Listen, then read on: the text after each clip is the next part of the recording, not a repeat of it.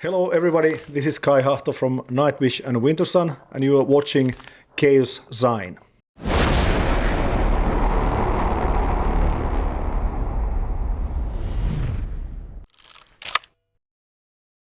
Okay, so hello everyone. Chaoszine is today here at Kai Hahto's studio in Vaasa, Finland, and we have the maestro himself here as guest. How are you? Hello, very good, thank you. So it's been quite hectic last year, and now it's new year, so it's new tricks and new things happening. So you kicked off the year by recording the drums for the upcoming Auri album. Yeah, actually, January 5th we went to the studio for a couple of days, and I did the previous album, the second album as well, so it's always a little bit different than, for instance, with Nightwish, because I never have any ideas before I go to the studio. Okay. So I didn't really rehearse anything. So I just took my drums and my percussion to Hollola, to the Petrax studios, and we went there on Sunday on 5th and 6th in the morning. We started setting up everything and making the sound check. And I actually recorded 2 songs on Monday evening already. And Tuesday we did the rest of the drums for I think 9 songs, and then the Wednesday I did the percussion. Okay. So usually it works like that with Auri, because Thomas and Troy and Johanna, they have a specific vision.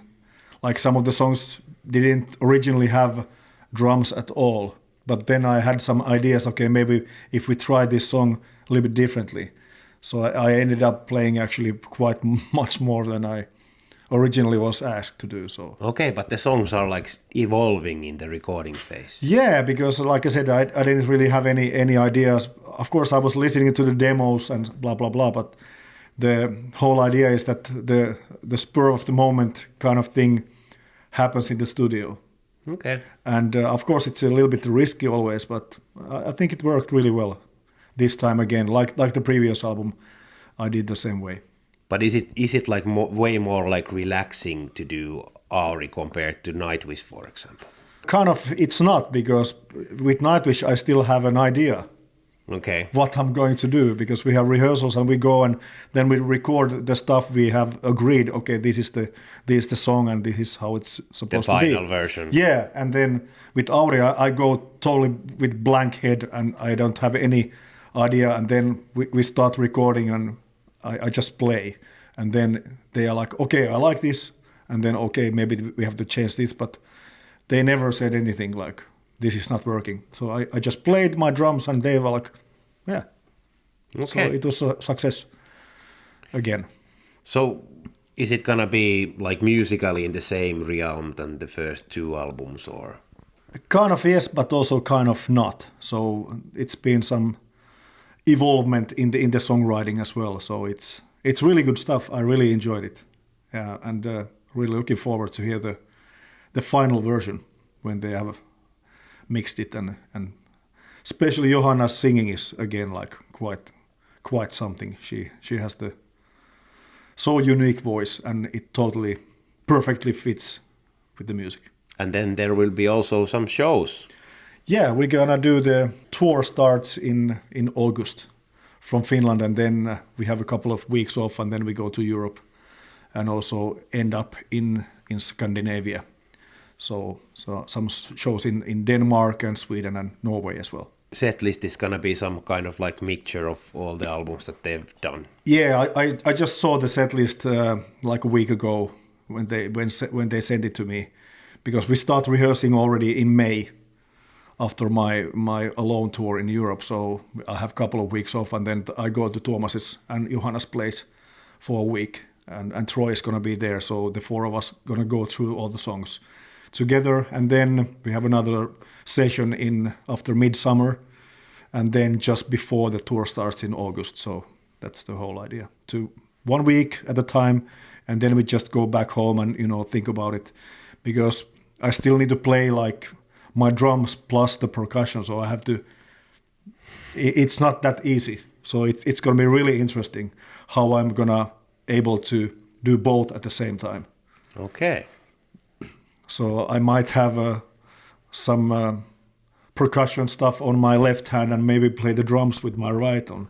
So I really probably need to think about it a bit because, of course, when I play on the album, I just play my drum kit and then I overdub some percussion on top of that. But now I have to do it all by myself. You should have born with like 4 hands or something. Yeah, or 8. 8 would be great, like the octopus, kind of 8 brains and 3 hearts.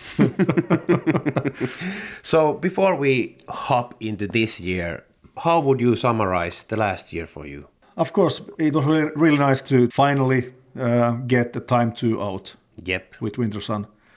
And of course, Nightwish Yesterwind was a really different album than the Human Nature. And I really enjoyed doing that one as well. So kind of it was a good success, musically speaking, that we finally got those 2 albums, great albums out, and I'm really happy. I'm part of those 2, really proud. So those both albums were mentioned in quite many top albums of the year lists in different media. So have you like overall been pleased with the feedback you have received? Of course, it's always nice that people recognize what you do, and you can't please everybody anyway. So of course, it's always a bonus that somebody writes about it and likes, and you see probably in the end of the year you see it, these different lists that people's favorite picks for 2024 or whatever. But of course we do always what we do honestly, and we don't never calculate that, okay, this is how the next album should be so we can please this amount of people. So we just do what we do, and in the end we are happy if somebody else also likes it. Has it been like weird feeling that you released last year 2 albums, but you have basically played 0 shows to support them? Yeah, because usually when Nightwish puts an album out, then we go immediately, after a while we go on tour, and usually I was watching like all these different bands like doing their normal end of the year tours that we usually do with Nightwish in Europe, like October, November, December time. Yeah. And I'm sitting at home like, I would love to be on the road, but also I think the most important thing here is that we got the music out and for people to enjoy, and at some point we will hopefully again play them live, those songs what we've been recording. So looking forward to that. So the first big thing for you this year is the Alone tour that you're gonna do. It's like 10 shows over Europe that it will be only you and your drum kit. For those who don't know what the concept is about, could you tell us a bit what you are gonna do on those shows? Yes, because like in February 2024, I did this show in Helsinki, Apollo Club, and it's like a 1,000 capacity place, and I sold it out, so it was quite interesting. Originally, it was like I was talking to the Nightwish manager Toni Peijo that why don't you book me a show in Helsinki so I can play by myself, because it was more like, because I turned 50, so it was more like my 50th anniversary show. But I didn't, of course I couldn't get Swallow the Sun and Wintersun and Nightwish to play on the same stage with me. Yeah. So I had to choose another concept, and of course then I was thinking, okay, now Nightwish will have a break, and also Wintersun is not gonna do any shows, even Time 2 is now out. So I thought, okay, why don't I try to celebrate these 2 albums live in Europe?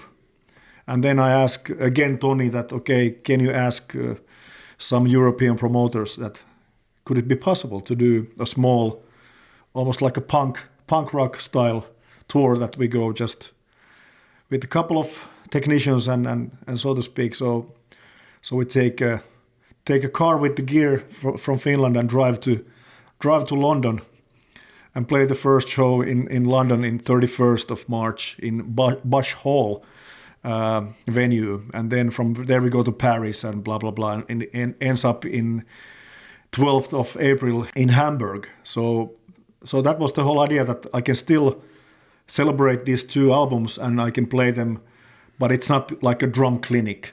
So it's gonna be a show where I play Swallow the Sun and some Auri stuff, and probably some Trees of Eternity that I was involved as well. And then obviously Nightwish and Wintersun. Of course, Nightwish and Wintersun is highlighted really well from the new stuff.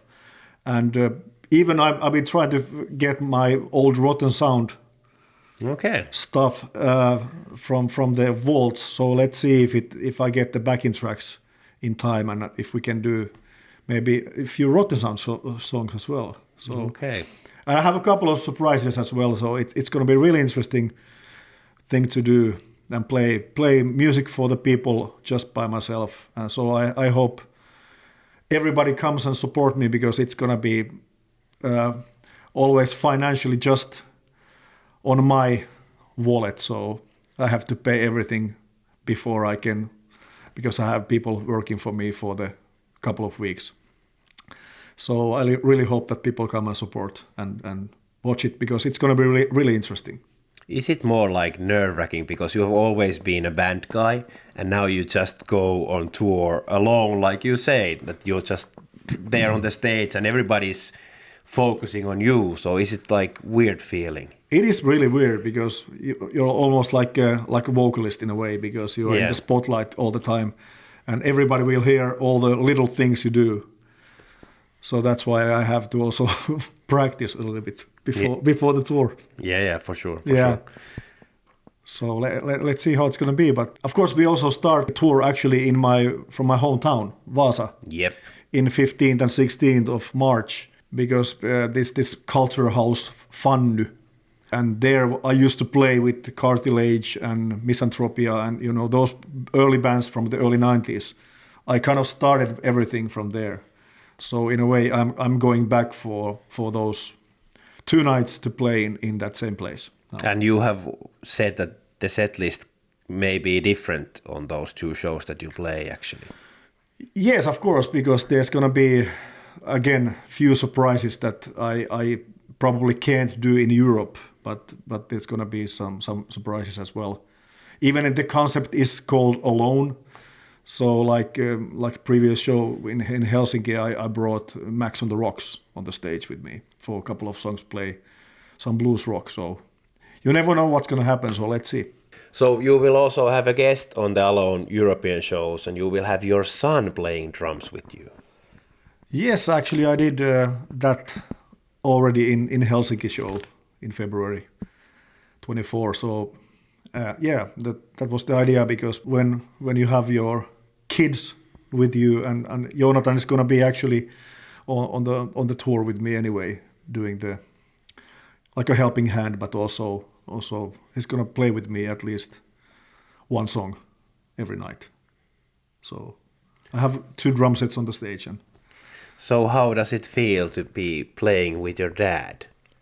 It's very great. I'm very excited to go in this tour, and very nerve-wracking, but I'm very excited about it. It's gonna be very cool. So like everybody already knows that you are also a drummer, but has your dad been like an influence to you? Has he been the reason that you picked up playing drums, or has that sort of happened like naturally for you? It happened naturally for me. It was just one day when I was 15. I was just looking at one video from Slipknot, Joy Jordison playing live, and I was like, I want to be this guy, I want to play drums, and that was the day I chose the drums.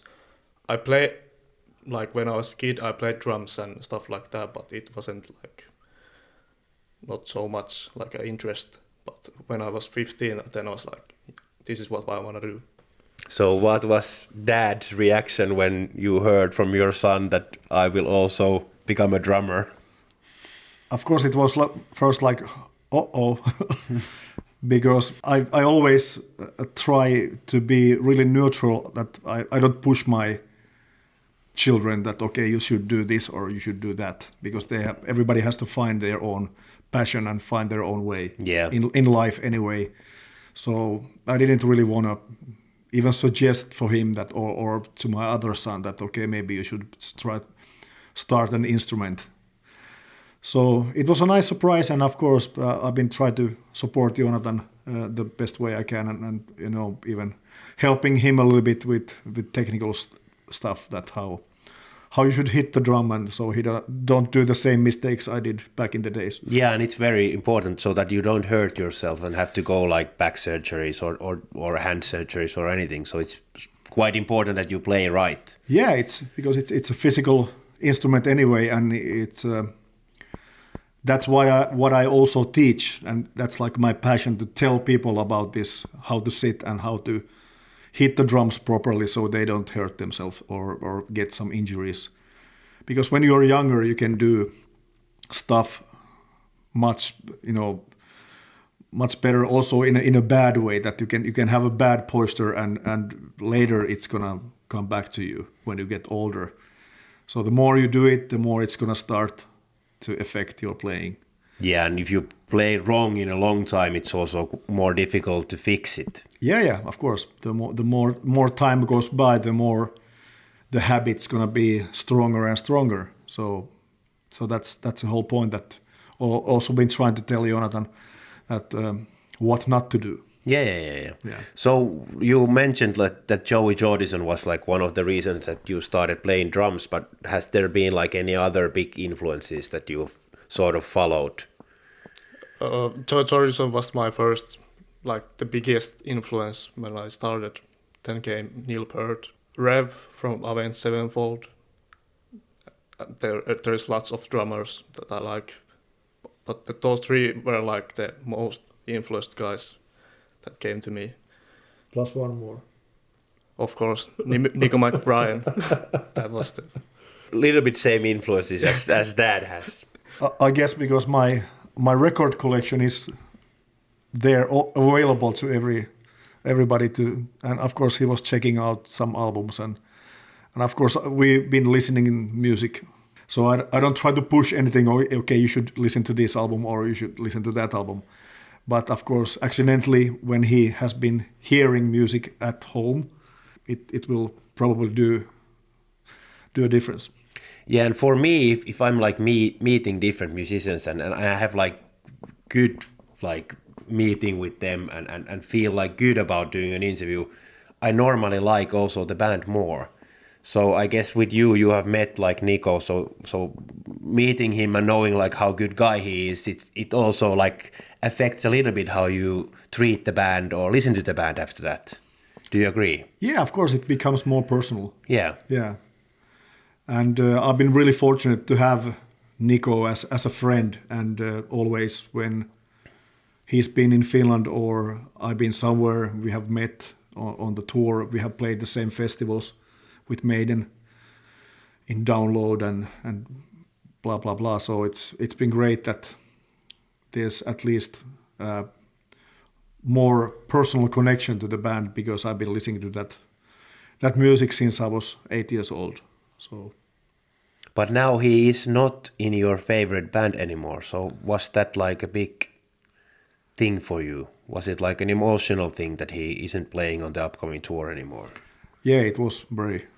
I think I burst into tears when I heard the news, really, because he's been my earliest drum hero. Of course, Clive Burr was the first one in the first 3 Maiden albums. He was the first one, and then when Nico came from Peace of Mind onwards, he was like the guy that made me also think about the drums a little bit differently, and also because he's a friend, I can call him a friend. So it was really tough to hear that news. And I actually went with my wife when they played in America, North America, in October. I went to see them in New York and Philadelphia. So I didn't know that it's going to happen after that tour in South America. So he didn't tell you. He didn't tell me, but I kind of sensed something, that because I met him on those two shows. I went to see him in the backstage. So So there was something that I could sense that he wanted to tell me something, but he couldn't. Yeah. Because, yeah. Yeah, quite big news. Because they just announced it just before the last show. So it was like the last minute thing.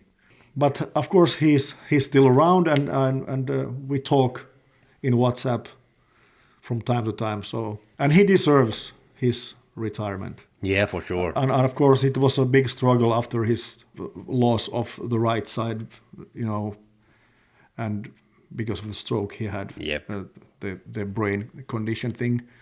And he totally deserves after 40 years of playing in my favorite band. So I salute him. Yeah, for sure. Yes. I guess everyone here agrees. Yes. So you also have a band called Diabolisher. Yes. So what's the situation with the band? Yeah, we are gonna release our first single at 7th at March.